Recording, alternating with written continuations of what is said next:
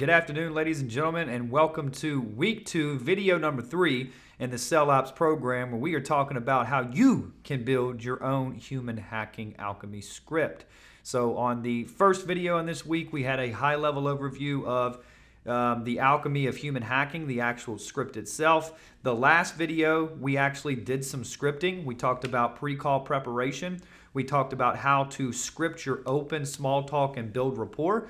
And then we went into the agenda, the attention, and the frame control, and how we're going to use all that high-level psychology in the very beginning of our calls to, one, be a force to be reckoned with, be sharp as attack, grab the frame, own the frame, dominate the frame, and actually control the entire interaction. And in today's video, we are going to be going through allowing the prospect to tell their story, how we're going to flip the tables and completely screw up everything that typically happens in a sales call, but it's going to actually work in our favor. Second, we're going to go through elicitation, loaded, assumptive, closed, open. I'm going to show you how to stack these questions in a manner that's going to really stack the deck in your favor to get the responses that you need to help the actual prospect.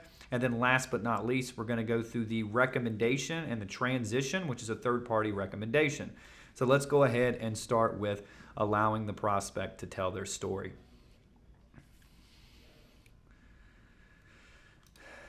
Next piece in our script here, guys, very important piece. Now, allowing the prospect to tell their story is a critical component, because what this allows you to do is disrupt the entire call. So typically on sales calls, prospects are looking to get pitched. That's what they're expecting going into this. And they have this thing in the back of their head to where they're like, hey, I know I'm going to get sold to.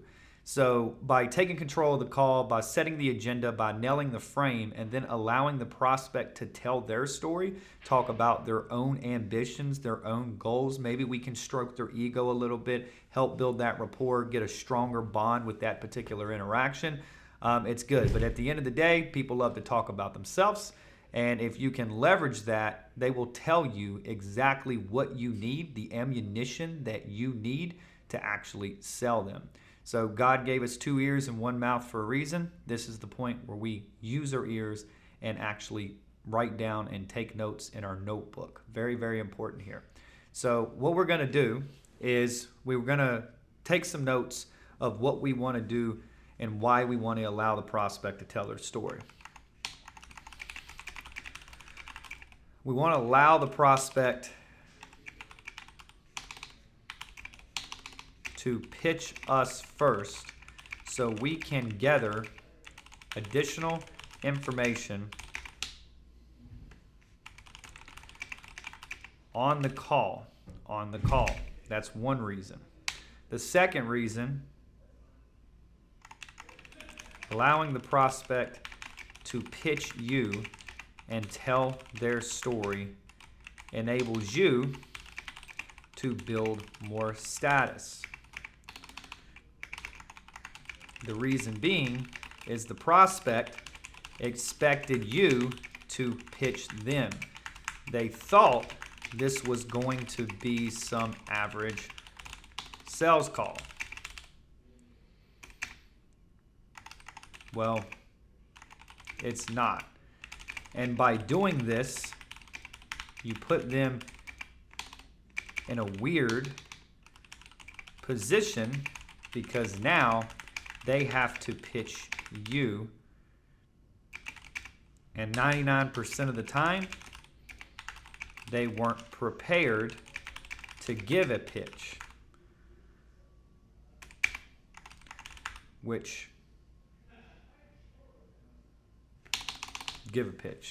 Now, what ends up happening here, they give their pitch, they're not prepared, their pitch is no good. We come in and give our pitch, they're like, holy shit. What happens to our status there? Our status blows through the roof, right? Super important to have that. So that's what we're going to do here, is we're going to make sure we pitch them. We're going to make sure that they pitch us first. And then when we go into our pitch, our status is going to increase through the roof, because they weren't prepared to pitch us, but we were prepared to pitch them.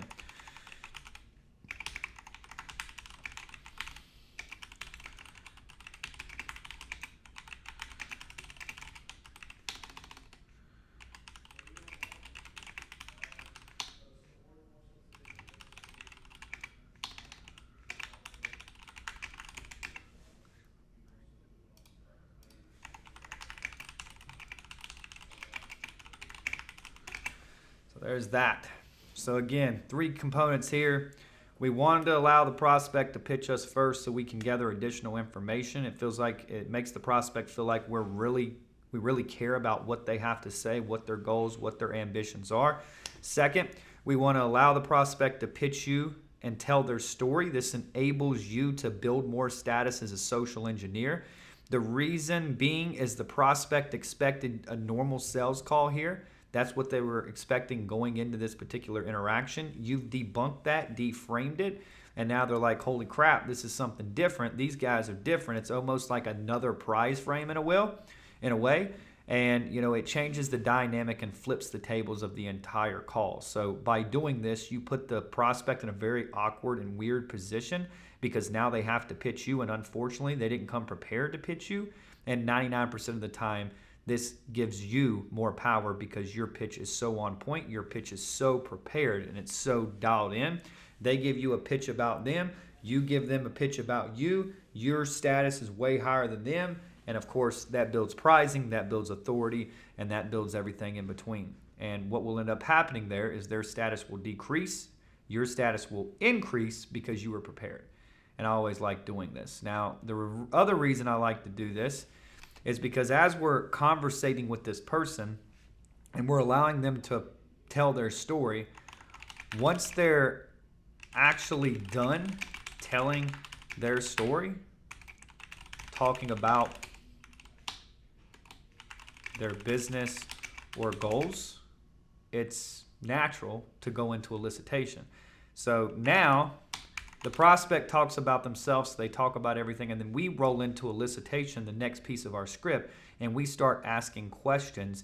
They automatically feel like we were super intrigued with what they had to say, that we were listening, that we, have great questions, that we've prepared great questions, and it all flows together, and they're like, damn, this guy really wants to listen to me.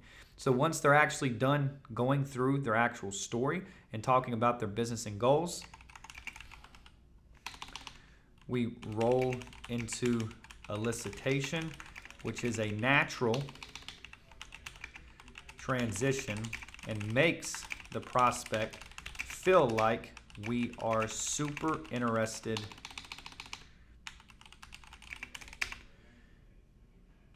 in their business, goals, and aspirations. So it's natural. You ever been in a sales script and you get into the questions and it just feels really awkward? This will prevent that. This will open them up, and by framing them in these questions, very, very important. So that's allowing the prospect to tell their story. The goal is to be quiet, be a good listener, and allow the prospect to share their story. Take detailed notes because they will tell you everything that you need to sell them. Very, very important. Once we're done with that, in your script, that's just going to be a completely blank field. These are just my notes on what to actually do in this particular situation. The stars means they're notes. It's not a part of the script. So you don't want to read these in your script. They're just notes for yourself. The bulletin points are things that you're going to actually read in the script. So, typically in my scripts, I don't need any of this, so I delete it all and I leave it blank, or I put a bunch of lines in it to just know, hey, this is where you shut the hell up. This is where you allow the prospect to talk. This is where you sit down in your actual script and anchor yourself and start listening, and don't pitch. Be quiet because they're going to tell you what you need to sell them, okay? So that's how that typically works. Now, once we get done with allowing them to pitch us and tell their story and all that, again, we're rolling into that elicitation. It's a very natural lean in. It's very smooth. It's very comfortable. It's not awkward. And it makes the prospect open right up just by giving this type of position and this type of, strategic planning when it comes to how we're actually scripting our script, right? So let's go into elicitation here and talk about elicitation. Now, the goal with elicitation is to use loaded, open, closed, and assumptive questions to elicit information from the prospect and qualify them for whatever you're about to sell them. Now, again, we always have a 2-option close. So if we start elicitation, we get some information, we can start figuring out, hey, this person's more of a low-ticket person or this person's a high-ticket person. We can start transitioning into what we're going to go into. So this part is one of the most critical components of your entire script. So the first question that we're going to ask here is, remember, this is a dealer program. So we want to know if they're a tactical shop, a uniform shop. The first thing that we want to know is, who's your ideal customer, John? So this is going to allow him to open up and talk about what? His ideal customer. Now, what kind of question is that? Is that a closed question? No, it's not. That is a open-ended question. Now we're going to start with open-ended because we want this guy to talk. We want to be able to gather as much intel as we can. If we just bang him in the head with closed, it's not going to work that well, right? So who's your ideal customer, John? That's an open-ended question. That's the first question that we're going to ask them to see who their actual customer avatar is. The second question, what sets your store apart from your competition? Everybody likes to stroke their ego a little bit here. Now, what type of question is that? That is another open-ended question. Very simple there. Third, how long have you guys been in business?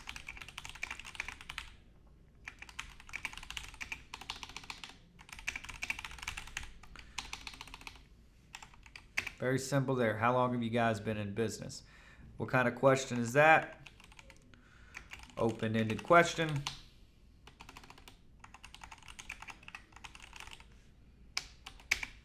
Very simple there. Next question is, we want to know how big the location is. So what's the square foot of your location? That's a closed ended question. Next question, what's your average order value?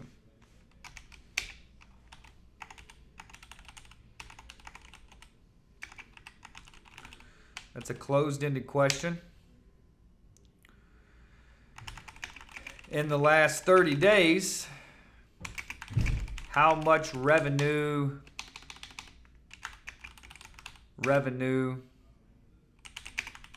did your store generate?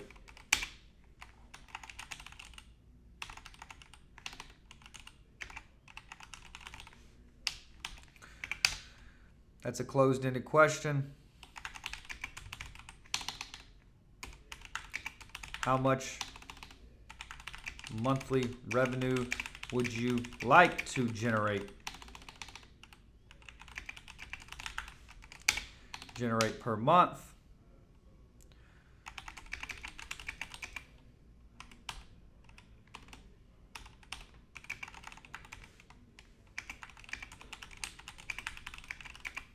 How motivated are you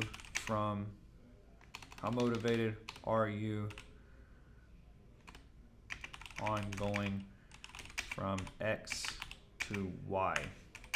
X is current situation, Y is desired situation, right? Very simple. Now, let's go back, fill these in. How much monthly revenue? Closed. That's a closed-ended question. On a scale of 1 to 10, how motivated are you? Closed-ended question. Closed-ended question. Very simple there. So let's go through this real quick. Now, why are we asking the question of who's your ideal customer? Well, we want to actually understand who their ideal customer is and see if, they know who their ideal customer is, right? Very important. So yes, it's an open-ended question, but it's also loaded because it's going to teach us and tell us how much they know about their actual customer, right? The second question here we have is, what sets your store apart from your competition? Now, open-ended question, and we want to hear, what makes them so great? What makes them better than everybody else in their game? Because there's probably more tactical and gun store shops in their particular city. I can tell you for a fact that there is. We want to know what makes them so damn great. And typically, they'll give you some big pitch, some big story, And sometimes they'll exaggerate a little bit. And then we call another competitor and they say the exact same thing. I'm the biggest uniform shop in Houston, Texas. No, you're not. So it's funny, but you want to put that in there, that open-ended question. Third question's open-ended again. How long have you guys been in business? They'll typically talk. I mean, it's technically a closed-ended question.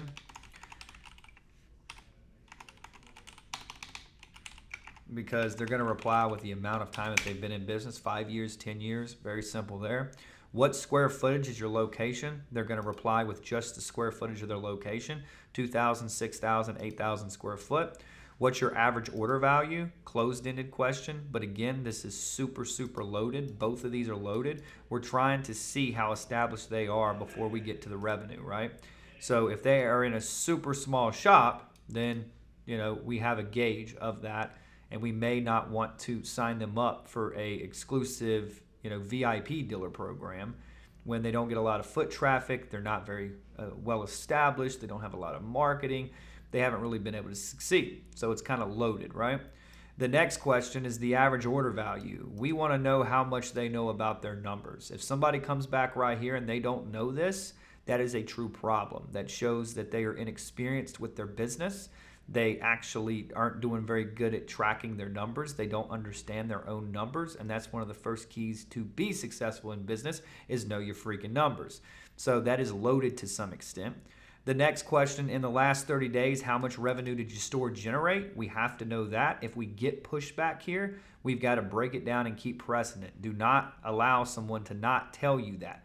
That is their current situation. You cannot help them in order unless you know what their actual revenue is. How are you going to help them grow their revenue if you don't know where to start? It's impossible.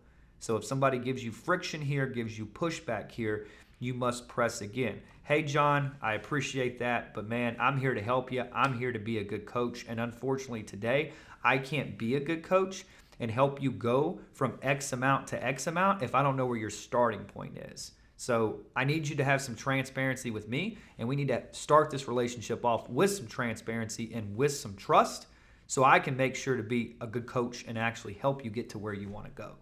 Something along those lines. You've got to push there. And if they give feedback, push more. And if you cannot get this number, say, hey, there's nothing I can do for you then, John. I apologize. Sorry for wasting your time. Let's just go ahead and conclude today's call. I wish you the best of luck and get out of it. Somebody's not open to give you that number, you can't help them. You're wasting your time. So it's better to get off the call as quick as possible than stay on the call for 60 minutes when somebody else will give you this information, right? The next question, desired situation. So how much revenue did you do? Current situation. Next question is how much revenue do you want to do? Desired situation. We're getting all the intel that we need. We're gathering that elicitation. We're getting everything that we need to sell them. So very, very important there. The next question's closed, but at the very end, once we've now determined, hey, who's their ideal customer, what sets them apart from their competition, how long they've been in business, what's the square footage, what's your average order value, in the last 30 days, how much revenue did you do, how much revenue would you like to do in the future, in the next 6 to 12 months, how much money would you like to generate every single month?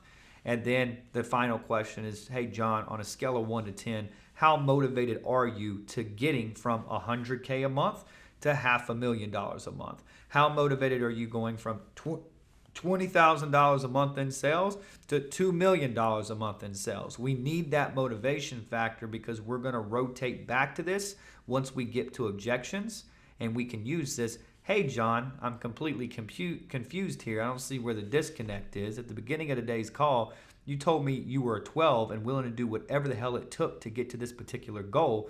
Now that we're talking about money, you don't seem as motivated. So let me ask you a question, John. If the deal was free, would you do the deal?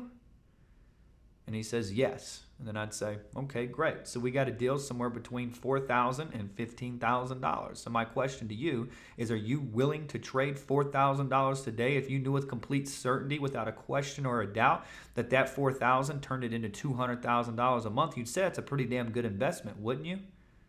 Of course. That's exactly what I'm asking you to do, John. So where's the disconnect? I'm only asking for 1% of your trust. There is no risk here. It's all hedged against me. It's in your best favor. Give me 1% of your trust today, I'll earn the other 99%. Let's do it. What's the credit card number? Not hard, right? So very simple to overcome that. That's your elicitation. Now, these questions are different in every single business. These questions require experience. They're loaded. There's certain things in here that I pick off of. There's a reason why these questions are stacked the way they are. There's a reason why the revenue and motivation factor is at the very end. I'm leading them to that. If I ask about the revenue on the first question, I'm going to lose them. There's a exact formula in science to the reason I stack these questions like that. And we've had multiple variations of doing these back to back to back. So I'm pretty good at getting this right on the first shot. So this is what I would recommend for building out an actual script for someone who is selling, to dealers, to tactical shops that have an actual dealer program. Now with marketing solutions, going to be different. With real estate, going to be different. With mortgages, going to be different. These are always different, and I have done scripts in every single one of those, from SaaS products to everything in between. So if you would like help with this and you need extra accommodation, coaching, whatever, I would be happy to help you. So that's how we're going to do the elicitation on today's script. Very simple. Now, the next piece that we're going to talk about is the recommendation. This is a very, very critical part, because we want to wrap this in almost a third-party narrative, if you will. And when it comes to the recommendation, the goal is to ground another dealer that is just like them, that shares a similar business to them, and talk about their success that they've had with this particular dealer program. So we could say something along the lines, I can tell you this. We have a few, let's say we're selling to uniform shops. We have a few uniform shops in our current dealer network. We've been able to help get to well over X amount per month. And to be honest with you,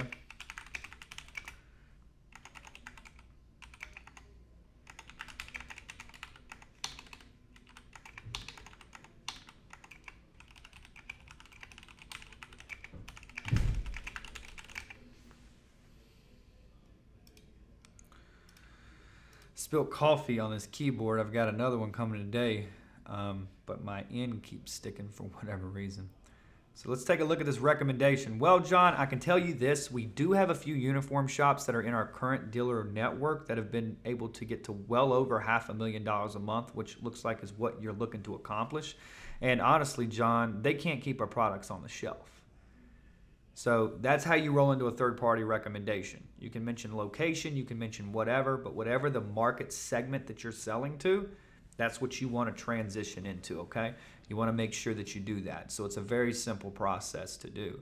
So for example, if I'm selling speaking funnels like we do at Lux Vonnie, we've got Tony Robbins' funnel, Business Mastery funnel. Speakers come to us all the time. They want to be the next Tony Robbins. Well, Tony Robbins is doing hundreds of millions of dollars a year with his funnels. If they can only do 10% as well as Mr. Robbins, they'd be in a damn good place. 10 million bucks looks pretty good for a keynote speaker, right? So that's what we sell there all the time.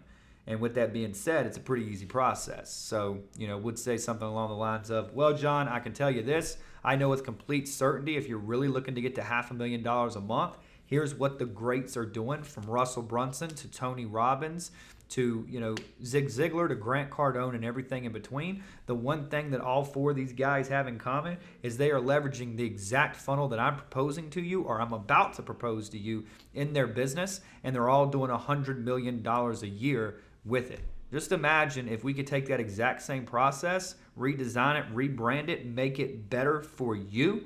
Just imagine if you only did 5% as well as these four guys. You'd be in a much better position next year, wouldn't you? Boom. So that's how you do that. You always want to use a third-party recommendation, okay? Very simple process there. So, what did we talk about in today's video? Very easy. We talked about allowing the prospect to tell their story. The goal here is to be quiet. You've got 2 ears and 1 mouth for a reason. We want the prospect to pitch us first so we can gather additional insight on the call. The prospect will always tell you what you need to sell them. Listen and be quiet and gather intel. Second, allowing the prospect to pitch you first will enable you to build more status. Because what's end up going to happen is they think that you're there to pitch them. Well, you're not. They're pitching you. They've got to win you over. It's an additional prize frame. And that's super important. It's also going to put them in a weird and very awkward position because they did not come prepared to pitch you. They don't have anything ready to pitch you. And what will end up happening is their pitch will go and it won't be very great. And then you roll in with your pitch and it's so high level, so sophisticated, so prepared for, your status is going to blow up through the roof. Their status is going to decrease. You're going to have that authority bias, which is going to work in your favor, and it's going to all stack the deck in your favor to win the interaction.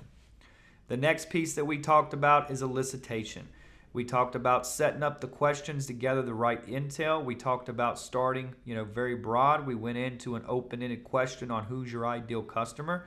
We talked about what sets you apart from your competition. Used another open-ended question there. Third, we talk about how long they've been in business. Closed-ended question there. Very loaded though. Fourth, we talk about the square footage of their location. Closed-ended but very loaded again. The next one, we talk about what's your average order value. This is super loaded. This is going to tell us a lot whether or not they can answer this and they know this number right off the top of their head. Next, in the last 30 days, how much revenue did your store generate? It's closed. They may give us feedback here. We're going to push. We're going to press. We're going to continue to push until we get that number because we need a benchmark to help them. If we don't know where they're at, we can't help them go where they want to go, right? So don't give up in that piece. If you get pushed back, keep pushing. How much revenue would you like to do? That's their desired situation. Current desired. That's what we sell. And then on a scale of 1 to 10, how motivated are you from going, from let's say 100K a month to 500K a month, John? We need that motivation factor. That's a tie down that we're going to use in the close if they object at the price. So very important there. Next piece is the recommendation and the transition. We went through this, we wrote this, we said, well, John, I can tell you this with complete certainty. We do have a few uniform shops that are part of our current dealer network that have been able to get to well over $500,000 a month. And to be honest with you, John, they can't even keep our products on the shelves, and they're ordering hundreds of thousands of dollars worth of inventory because we're helping them sell like us, we're helping them market like us. And on top of that, John, some of our uniform shops are doing an extra $4 to $8 million a year with our particular products and training. Very simple. So I used a marketing example. You always want to use a third-party narrative. You got to tie that down for them to see that it's possible for them. It's that commonality, right? They want to see other people succeeding. That ties this whole thing down. So today's video, we went through a couple of pieces. We started with allowing the prospect to tell their story. We talked about the importance of that. Get rid of this highlight. None. Thank you. We then went into elicitation and qualifying. We then went through the third-party recommendation. Now on tomorrow's video, we are going to go through some super exciting stuff. We're going to transition into 2 ways that I can help you close. I'm going to show you how to structure your first close, which is your option number 1 close. I'm going to show you how to structure your second close, which is your option number 2 close, which is a low ticket. Option 1's high, option 2's low. You can also do option 1 very high, option 2 mid-tier. It just depends on how your services are structured, but I'm going to do this with this particular dealer program for you and show you the difference of what I want to start with, and then you can take some of this context and apply it to your own script. So make sure that you went through today's video and you followed along with me here. Very important. So again, we went through allowing the prospect to tell their story. We talked about that. We talked about elicitation and qualification, and then we talked about the recommended transition. So that concludes video number 3 of week number 2 of the Sell Ops program. I hope you guys have an incredible day, kick some ass, and take some names. And I'll see you on the next video where we're going to cover the 2 ways I can help you close. Option number 1, close. Option number 2, close. And then we're going to start getting ready for week 3, which is going to be all about objections, stalls, and rebuttals with Mr. Antoine Reb and Brady Harris, 2 master closers, master objection handlers, and they are going to bring some absolute A game for you guys on week number 3. So be great, enjoy the day. That concludes today's module, and I look forward to seeing each and every one of you in the near future.